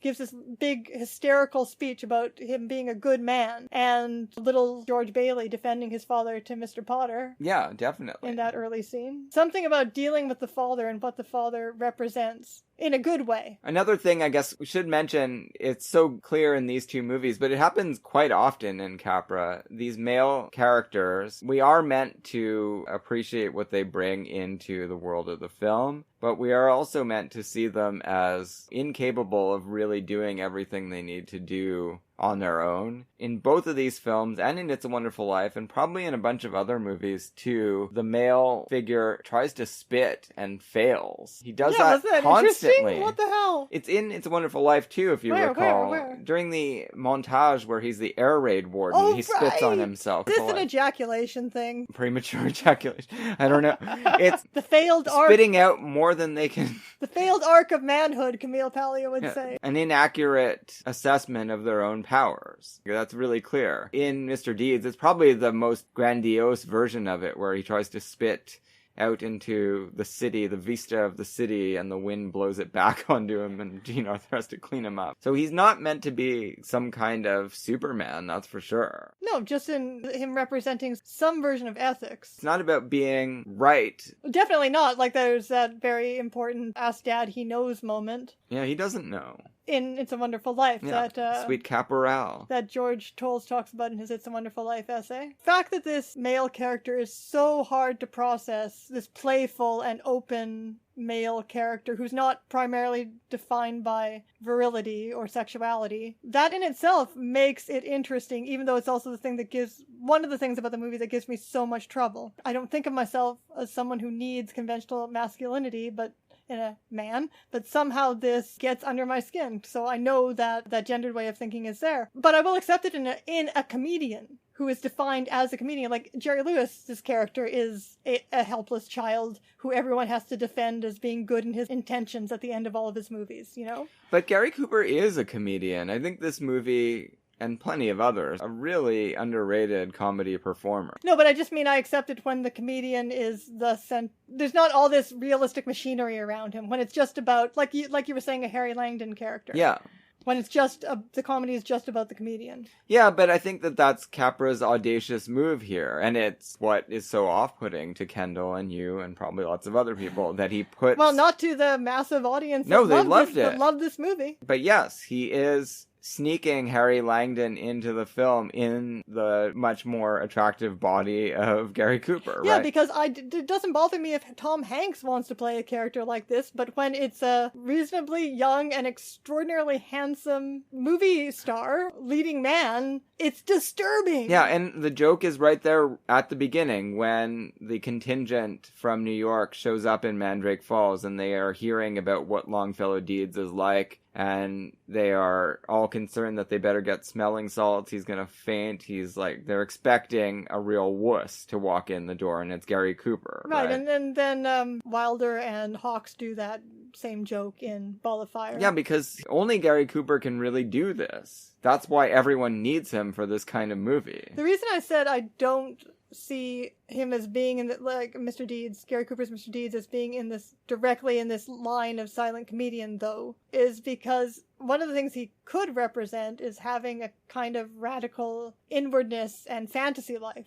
Well, I think that we get a sense of that when he retreats into himself in the asylum. Yeah, and of course, and then that turns into Uncle Billy, broken down, completely lost in a fantasy world. That sustained shot where Cobb tries to talk him into fighting back and trying to get out of this situation, it's like a film noir shot. You know what I'm talking about, right? Like, it's all in shadow against the window. It's an incredible scene to have in the middle of this comedy. And I'm sure it's George again, in an essay I read of his about Mr. Deeds Goes to Town, who draws the parallel with Bergman's persona. Ah, that makes sense. In terms of the withdrawal into silence because of the, horror of everything. You know that? It's represented in no less cliched forms in persona, the causes of her silence. Yeah, exactly.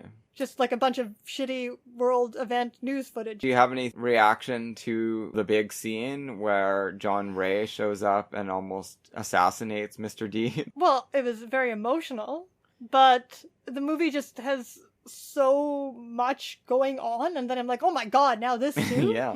Like, we have to think about this now? Like, the depression's coming into this? It sure does, though, in a big way. I mean, that is the suicide in this one. Exactly.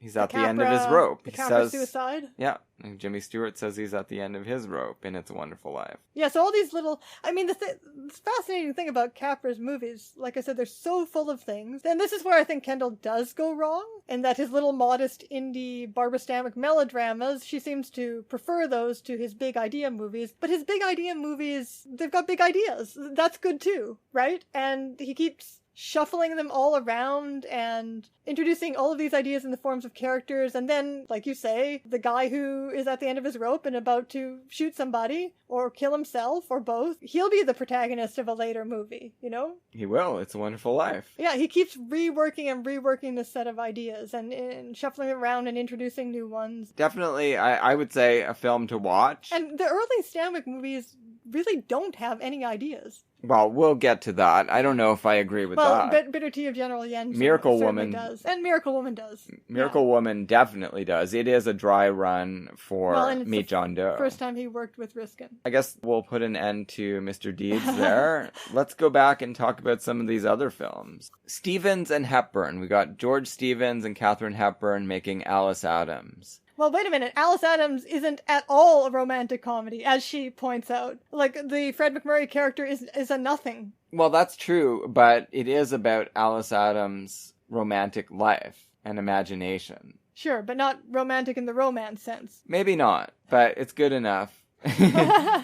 Just like Cavell. A lot of the things that Kendall has to say about the films that Hepburn made around this time, she gets into Hollywood history quite a bit. She talks about RKO and all the mistakes made by Pandro Berman. Obviously, I take issue with that because I love all the Hepburn movies that lost money. Any movie that she doesn't consider worthy of discussing at length in this book is not a good movie, according to her.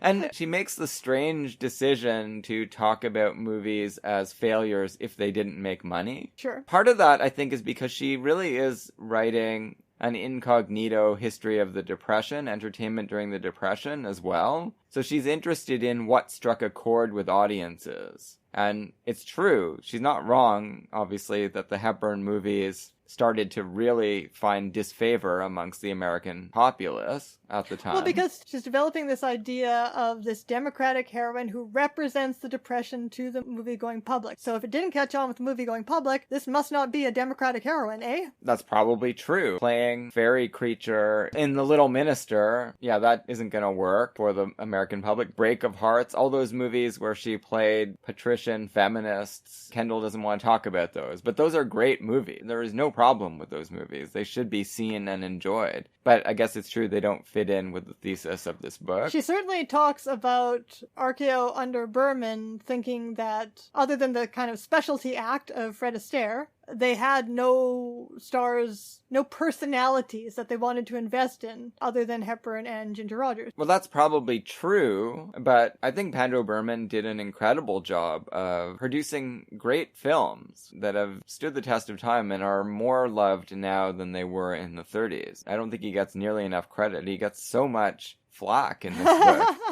Like, any time something goes right, she acts like it was just luck. So Pandro Berman definitely did bring in Stevens to do Alice Adams. Whatever great things Stevens did in that movie, and I think that they are great. Alice Adams is one of my very favorite films. You have to give Berman some credit for facilitating this collaboration that she celebrates.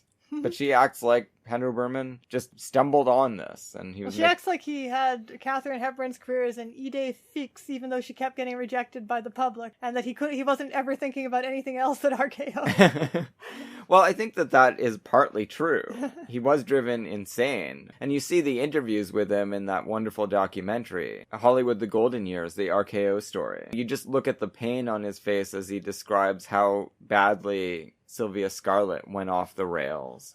And that one is one I agree it does have a lot of problems. And that was obviously one that he didn't want them to make, but he had personal loyalty to Cukor and Hepburn, and he let them do it, and it was not a very great movie. But anyway, Alice Adams is a year before that. Hepburn's career is already starting to go wrong in terms of box office, and this did momentarily shore up her reputation. And how did they do it? By scaling things down and really turning in the psychological study of a small town girl who does not have the background to achieve the things that society has told her she should want. Which isn't the typical Hepburn character, and certainly had nothing to do with Hepburn's own upbringing. No, exactly. It's an actual role for her to play that she has to imagine her way into, and she does a beautiful job of it. And of course, Kendall talks about what Stevens did to facilitate that. In her formulation of this film, she is arguing that Stevens brings the democratic element, and it's that melding of Stevens and Hepburn that creates Alice, because Hepburn wasn't inclined or able to do that in any of her previous films, or wasn't even asked to, and she can't imagine Hepburn achieving it without Stevens' common touch, right? That makes her someone that the Depression audiences can cheer for. All right. I don't know if you agree with that or not, but it seems plausible. Well, I'm just thinking over other Stevens films from the period, whether I agree with the common touch. Sure. He doesn't have a common touch. Well, maybe, actually he does have a common touch in Woman of the Year. That's why she wanted him, to make sure that the point of view of the film is Spencer Tracy's character. Right. And that is... Even though, I mean, her character is represented as very sexy and sophisticated, but still, she wanted the bottom line to be Spencer Tracy's. And I think it might even be Kendall who... I don't remember where I got this from, but she asked specifically, told Cukor he couldn't make it with her because he'd make it Tess Harding's point of view. Yeah, exactly. They go back to that later. But no, for this inaugural step in the taming of the Hepburn, she did want Stevens, so that makes sense. Now, Alice Adams is so much better than Woman of the Year. Then we segue into Swing Time, which is Stevens again, working with Ginger Rogers, who was the other big female star on the RKO lot. I remember her argument about this one, which is that none of the other directors of the Astaire and Rogers musicals were auteurs, and Stevens is the first one to bring psychological coherence to the partnership and to actually make Ginger Rogers into the emotional center of the movie, and therefore set her up for her future career as a non-musical, non-partnered dramatic and comedic actress. Probably fair, although I do really love Top Hat and Gay Divorcee and Roberta. She really beats up on Mark Sandrich. Yeah. Now, Mark Sandrich made A Woman Rebels, which is one of the coolest of those Hepburn movies that nobody liked. He was clearly interested in more than he's given credit for in this book. Oh, she's pushed in an auteur thesis here. Yeah, she's not the only one. That's why this is always the Rogers Astaire film that gets on the top 100 list. And also she says that this is the first time the Rogers... I don't remember the movies well enough to verify this. The first time the Rogers character is a working girl. Yes, that's probably true, because in Gay Divorcee, she is, a very well-to-do And that again becomes an important feature of Ginger Rogers' persona. In Top Hat, she is a dress model. She's like a jet set dress model. I guess that's still a working girl of sorts, but not like the kind of working girl she is in this one, where she's got to save every penny. And she has to worry about losing her job and stuff like that. Yeah, and in Top Hat, she just has to tour around Italy and the other countries with Bedini. And not aggravate him too much. Do you want to say anything more about that chapter? Obviously, we're just going through these very briefly. I think it does bring some really interesting insight to the way the Astaire-Rogers pairing works. In a lot of ways, it's just an expansion on the Katharine Hepburn witticism that she gives him sex and he gives her class. But there's enough in the chapter that is Kendall's own embellishment on that. It's very much worth reading, for sure. It will give you a new appreciation of the whole cycle of films, I think, and particularly Swing Time. La Cava and Lombard, My Man Godfrey. Oh, this is another one you don't like that much. What? My Man Godfrey. Yeah, don't tell people. After I've trashed Mr. Deeds, My Man Godfrey, and It Happened One Night, no one's ever going to listen to this podcast again. So My Man Godfrey, what am I going to say? I just didn't enjoy, and I love her in 20th Century, but on my first viewing in many decades, I just didn't enjoy Lombard's performance. It's so shrill. I'm going to be crucified. If we actually had a film Twitter following, I'd be crucified now. Crucified like Mr. Deeds. So you don't agree with Kendall's argument that she's playing a very complex character who goes through a lot of transformation? God, no! I think it's actually ridiculous, this argument, and trying to make it seem like she is the emotional center or vulnerable character in this movie, even though she's an insane heiress. No, this chapter is ridiculous. Ah, okay. And it's just because she wants to talk about La Cava, which she should just do without worrying about the rest of her thesis. Ah, okay. Interesting. Well, what do you think? I find it fairly persuasive. It's hard for me to know how much influence she had on me. I always loved My Man Godfrey. I saw it for the first time in the 80s, long before I read this book. But I'm not sure if I thought of the Lombard character in this way before I read this book. She may have had undue influence on me at some point. I'm going to say I'm not going to stand by my last viewing of My Man Godfrey. I was possibly just not in the mood for a really hyperactive screwball comedy that night or something.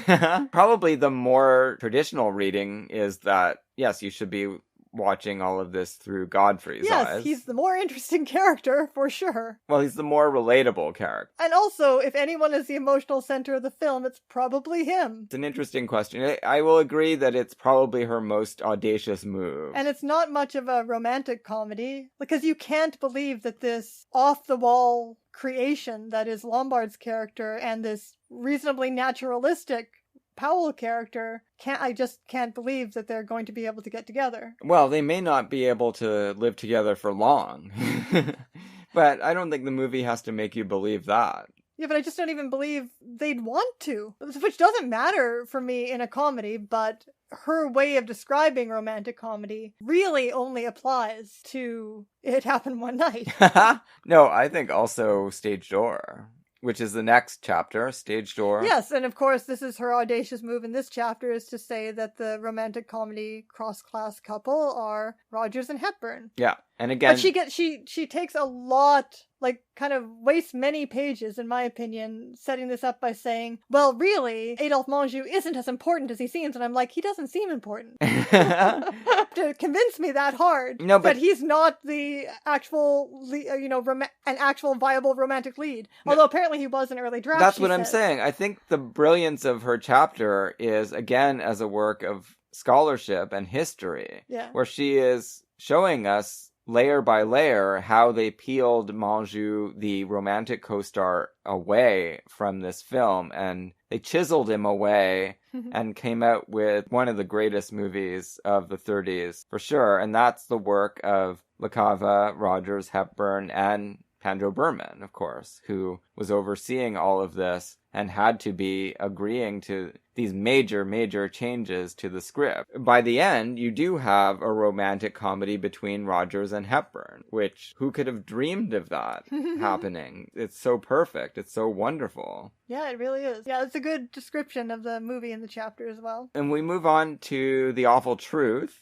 Okay, so her reading of this movie is so diametrically opposed to Stanley Cavell's that I realized how much Cavell's reading of it has influenced the way I watch it. Specifically, so her whole thing that she's stuck on in this chapter is that this is a bourgeois couple. And how are they supposed to represent? Well, they're not cross-class, for one thing. No. And the heroine isn't very democratic, for another thing. And she sees this as the beginning, despite the fact that she loves McCary. She doesn't seem to love Dunn that much, but she loves McCary. She sees this as like a degeneration of depression romantic comedy because it deals with this sophisticated bourgeois couple. If you're reading the book, there is a very strong narrative through line, and Stage Door is the absolute height of the movies that she's talking about, and it starts into its decline with chapter 9 on The Awful Truth. It's a very dark view of movie history, because if romantic comedy is the only genre that was ever worth anything, this like specific narrow form of romantic comedy, and only 3 of them are any good. The rest are all degenerations of the form. Like, what have you got left here? Anyway. You've got a fascinating book.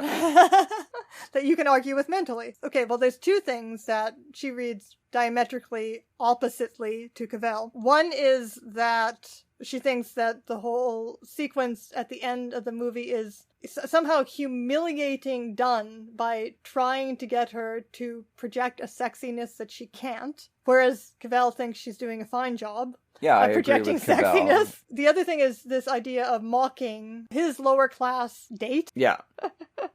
What was her name? Dixie Belle? Yeah. Except that if you take Cavell's really interesting reading of the movie, and this is practically his favorite romantic comedy, I think. I think so, yeah. I think he says that even. That, like, Dunn's character, her sexuality actually comes out in the movie and becomes the thing that is able to bond them again at the end when she shows up doing the Dixie Belle act. And this is where you could actually see Kendall giving her own kind of reading to this movie, which is that this is the point at which Dunn becomes the Democratic heroine by showing that she is willing to put on this act to embarrass her ex-husband in front of his really snobby friends, and to show that actually we are the democratic couple. You just have to remember that, and that the discovery of the sexuality between us can only take place within that understanding. Yeah, and she departs from it. She doesn't want to do that, maybe because it plays a nicer role as part of her declension narrative.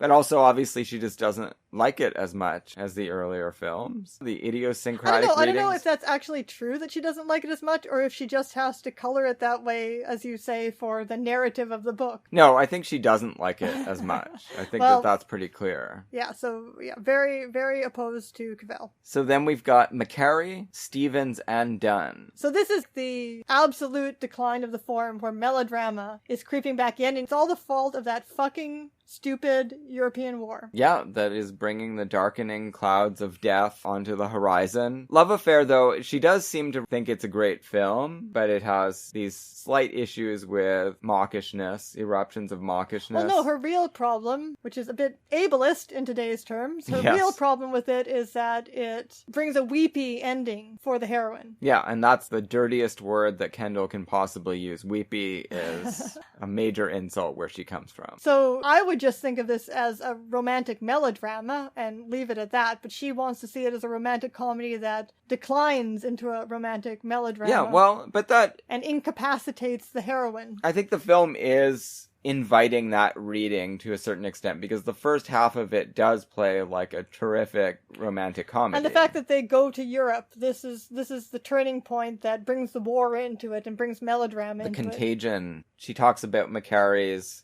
bringing those children in as well as a real problem. Well, that is a real problem. Yeah, and it does show symptoms of things that will become really big problems with McCary in the 40s when he makes Going My Way and The Bells of St. Mary's and movies like that. They just don't seem like they were made by the same person that did The Awful Truth. He's a really weird guy, Leo but apparently McCary. she doesn't like either McCary. And I also have a real problem with her reading of Penny Serenade as being about Irene Dunn's obsession with having children. First of all, because there's nothing wrong with people wanting to have children, and the romantic comedy genre, if you want to take it as some kind of barometer for how to live your real life, I mean, then you could never have children. Well, that's true. Okay, but also more importantly, because the movie is so much about Cary Grant's trajectory in relationship to having children. It's not a gendered obsession. He gets caught up in it. Yeah, I think that that's true. Likewise for Love Affair, Charles Boyer also has a very deep emotional arc in that. Both Love Affair and Penny Serenade, the male characters in those films, they pull a lot of the emotional attention? focus Yeah. of the film away from the heroine, who in all the other films that she talks about is doing most of the heavy thinking and feeling. Yeah, because I think in Penny Serenade, absolutely, because we expect Irene Dunne in a melodrama about having and losing children. We expect her to be obsessed in this way, but we don't expect what happens to Cary Grant's character, and so he does become the emotional interest of the film. And I don't think that Kendall has a very good handle on Cary Grant. Oh, is she one of those... I can't remember now, it's been a while. Is she one of those Grant haters? I don't think she's a Grant hater, but she definitely seems to believe that he has limitations that I don't see on him. You know, like, it really comes out in The Awful Truth. I mean... Oh, that's right. She really is down on him in the chapter. Yeah, and she doesn't talk about him that much in Penny Serenade, but that's in itself a statement about what she thinks is important in the film, and she is forgetting about everything that happens to Cary Grant. The Awful Truth has much more give and take and important interplay between the two characters. She's really off on than that any one. of these other films than It Happened One Night. Yeah, that's the thing. The Awful Truth has direct callbacks to It Happened One Night. The play acting that Irene Dunne does near the end echoes the play acting that Gable and Colbert do in the motor court when they have to throw the detectives how off. democratic is that? Yeah, they're definitely caricaturing a lower class marriage. They're implying that it's just one long round of wife beating. Yeah, wife sobbing and wife beating. Yeah, that doesn't seem especially kind towards the lower classes. I don't see why that gets a pass, but it does. And yeah, they're having fun and reacting to each other. That's the whole point of The Awful Truth. That's why Cavell loves it the most. It's just two people just exploring intersubjectivity. Each one is an equal participant in it. No one is manipulating anyone else like in most of the other movies that Cavell talks about. Well, until the end where the man gets a little stuck and the woman has to do more of this emotional labor, as we've talked about. Yeah, sure, but they're both still playing word games and on the same kind of level. Whereas in most of the other movies that Cavell talks about, you know, like Bringing Up Baby, it's just Hepburn pushing Grant around the whole movie. Yeah. You know, they're not playing fair with each other. She's not playing fair with him. In screwball comedy as such, this is something I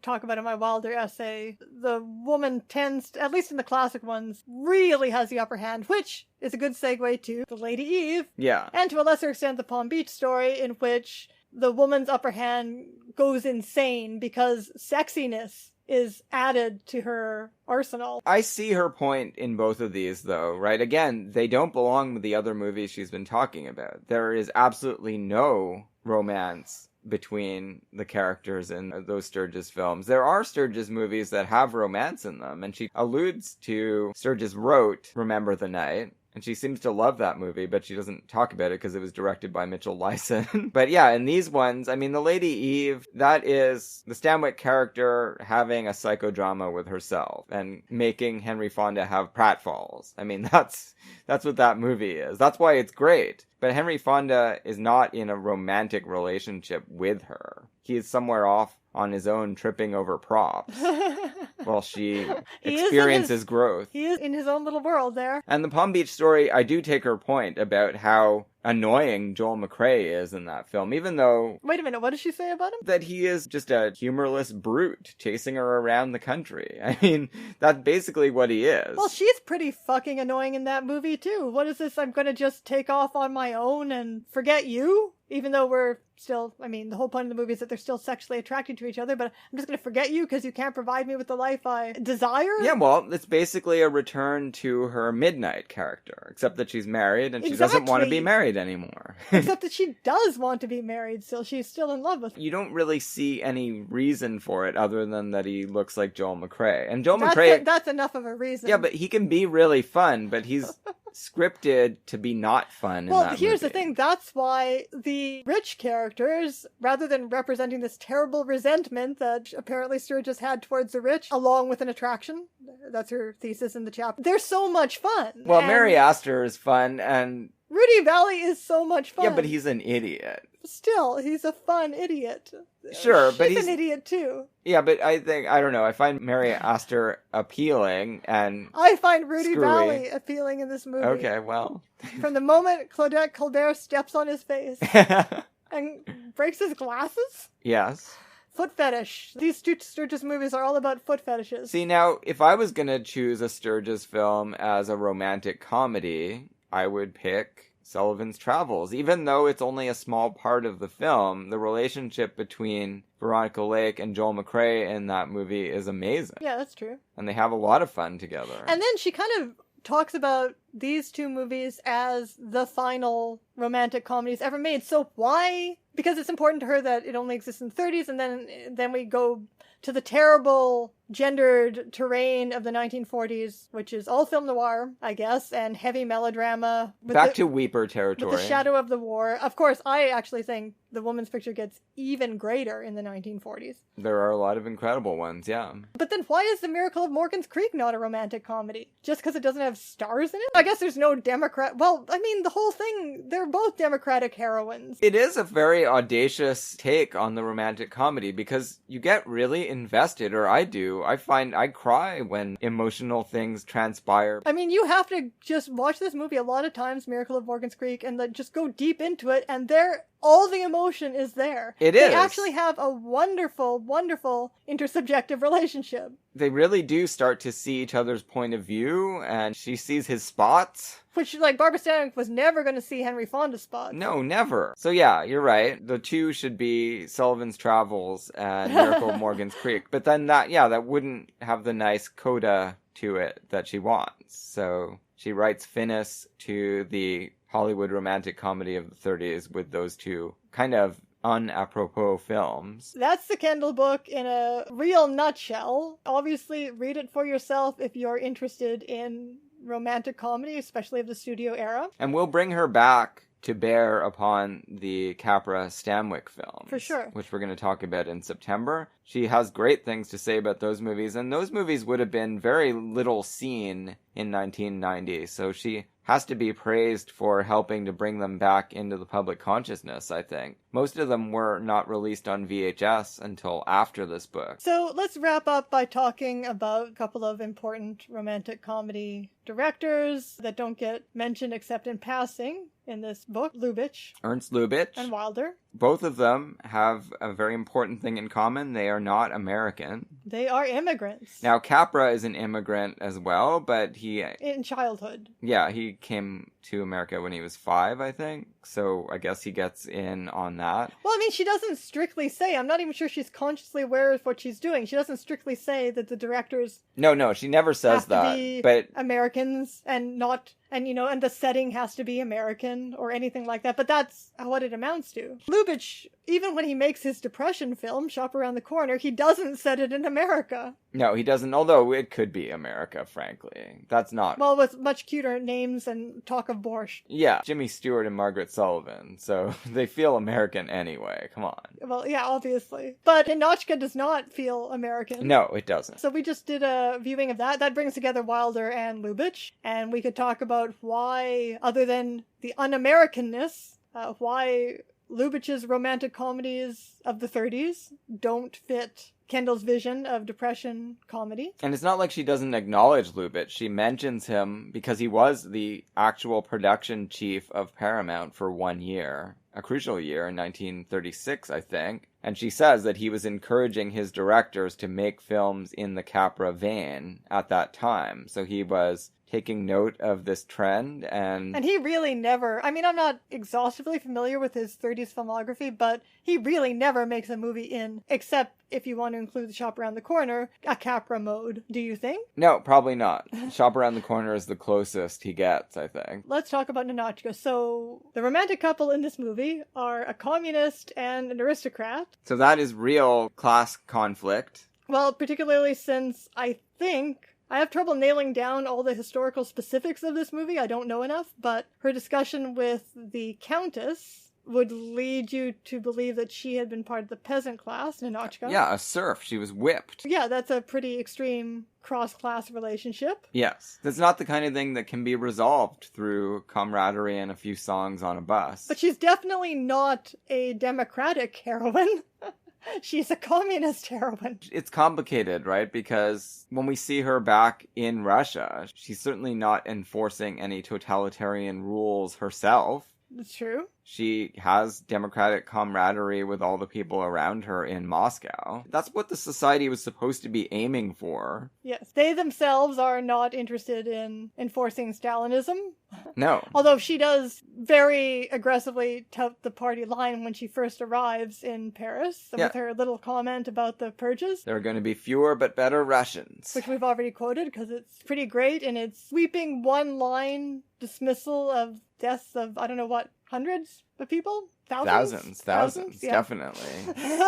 Because that's what you want a line of dark comedy to do. I mean, if you expand it to the Ukraine, then it's millions. So, plugging in the rest of her comedy features here, she is certainly the emotional center of the film, even though she starts off as an android, and she certainly goes through a change and evolution. She does. It's exacerbated by the fact that we see her in her official capacity first, and then we see her amongst her friends at home. She probably always acted a little bit more the way she does toward the end when she was not being sent after erring ambassadors. Right, and not feeling very defensive, surrounded by this capitalist decadent luxury. But of course, she does undergo some changes, yes. But she never gives up her commitment to socialism. No. This is interesting because some people think that that is what the ending is about.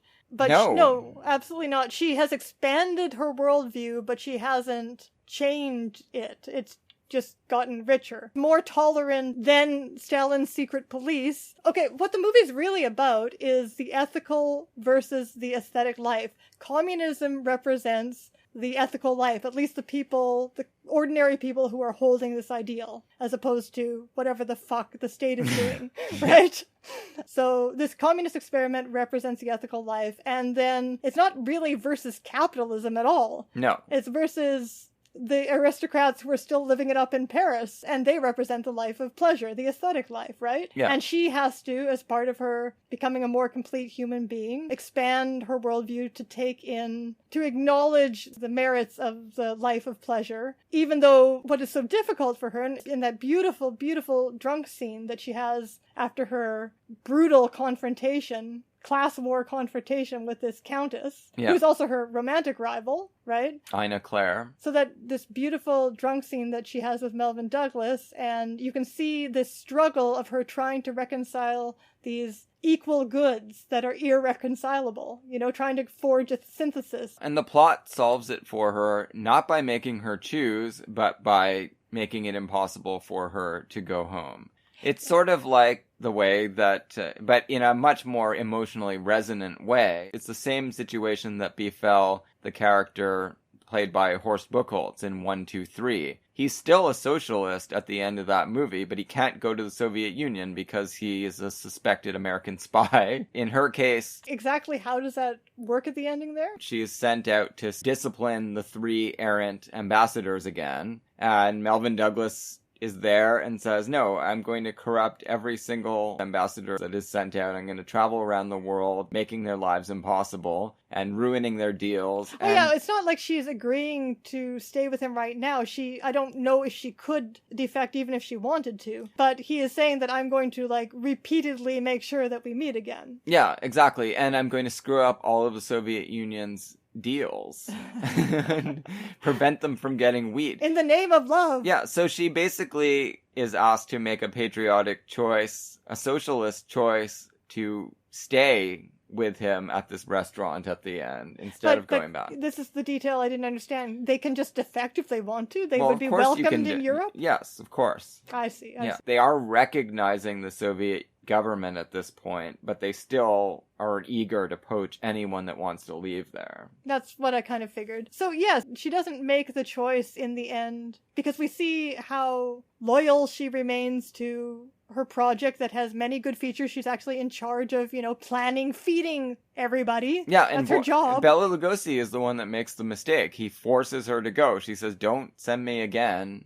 I'm doing something good here. Yeah. You're going to make me do this stupid errand again. Basically, the unspoken thing is that if he sends her this time, she's going to defect. Yeah, but she doesn't defect because of luxury or No. because she has decided that the profound flaws of Stalinism invalidate the ideal that she's working No, for. she still believes in the ideals. She defects for Melvin Douglas. Yeah. Because she's in love with him. And Melvin Douglas He changes... he tried to get in. Exactly. To, he was the willing Soviet Union. to become subject of the because Soviet Union. He does start reading Das Kapital and starts doing a little synthesis himself. Yeah, he does. I think it's really a great performance by Douglas as he's well. Wonderful. And Garbo is wonderful. She's just absolutely natural for comedy. She is capable of the android performance that reminds me of Arnold Schwarzenegger in The Terminator. Which is a compliment. We love him in those movies.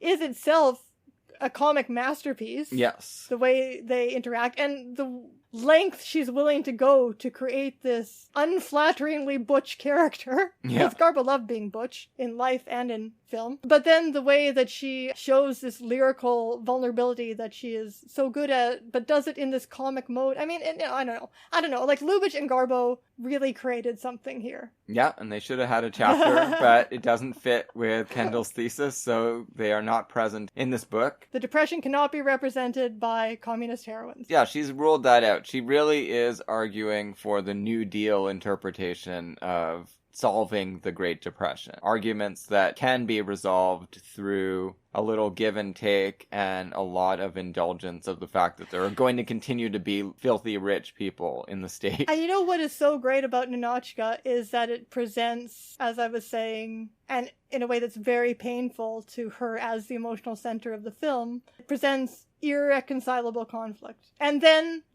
and this is very Wilder and very Lubitsch, and then just accepts that is the way the world is, that is the state of things. We're not going to resolve this. No, and it's really striking. Every time I see Ninotchka, I like it more. This time was no exception to that, and it advanced by several exponential degrees in my estimation. Ina Claire really caught my eye this time, what Lubitsch has her do in this film, because she seems like a flibberted gibbet, deposed royalty caricature. She doesn't seem like a very threatening person whatsoever in the first half of the film, and then all of a sudden you get hit with the scene at the restaurant where Garbo is referencing being whipped as a peasant. And she basically says, we should have killed you all. Exactly. It's really insane. And then Ina Claire, but it doesn't let you think of her as only a pure villain either. You feel a little bit for her in her losing battle with Garbo. She's not going to be able to maintain Douglas's attention anymore. She's not fascinating. He's fascinated by Garbo. Yeah. It makes you feel a little bit sad for Ina Claire as well, which is quite a coup because it is not downplaying at all the monstrous nature of the power that she held. That she's still living off of, in some ways, the reputation of the Russian aristocracy. How else is she getting by in Paris? And this is the thing that throws Ninotchka off so much. It's not that she betrays her mission because she has given in to and seen the need for pleasure in life. It's because she is so rattled by this woman that's why she gets drunk and passes out with the jewels everywhere. Yeah, a fatal mistake. Yeah. Almost fatal, anyway. All right, well, I guess we'll leave it there. Again, we will return to Elizabeth Kendall. We'll probably have some other thoughts that will occur to us about the book when we talk about all the Stanwyck Capras. That's going to be a marathon as well in September. Oh, and of course it goes without saying that Ninotchka, although a great hit in Europe, was banned by the Soviet Union. Yeah. They couldn't even take a compliment.